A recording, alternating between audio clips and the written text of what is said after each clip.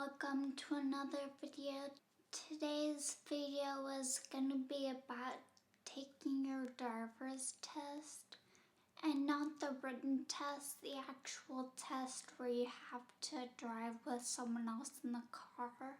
Usually you only have to do this once when you first get your license, and then you just take the eye test every few years to renew it. Which is nice because I didn't really realize just how nervous I would be during the driver's test. And if you had to actually take the physical test to renew your license every few years, then knowing how scary the actual test was after taking it the first time, I might not have been willing to do it another time just to renew my license. Even the eye test is a little nerve-wracking since someone does have to evaluate you every time. But back to the in-person test, it starts out with someone asking you like, where is this and what does that do, and those kind of questions. And they're simple things that I could have told you easy before, but when someone's actually there asking you those questions, I just start blanking and I don't know the answer anymore. It's the same feeling you get when taking a test where you knew the answers, where you knew all the answers before, but when it comes to the actual test, your mind just draws a blank and you don't know what anything means anymore.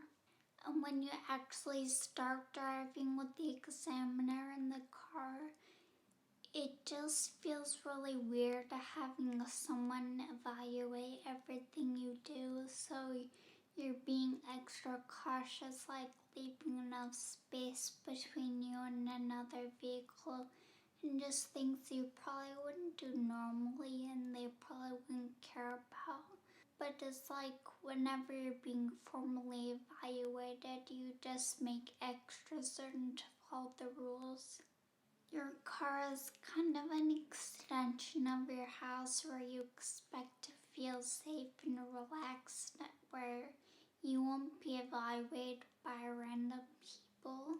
So it feels kind of jarring, or like an invasion almost, when someone else comes into your car and starts evaluating you.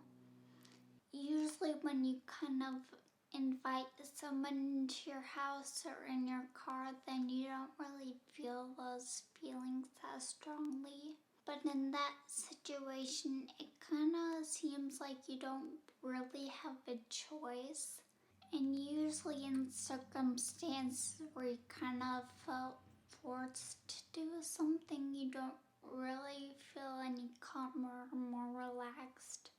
And then when you do finally get your driver's license, there's a whole nother set of problems that arise with driving. So even though I do really miss being able to drive and I wish I could do it again, I low-key kind of do like that I don't have to drive, since it just made me so anxious to be doing it all the time. Well, that was about driving. I'm gonna film 3 videos today since I know I'm getting kind of behind, so those should be out soon.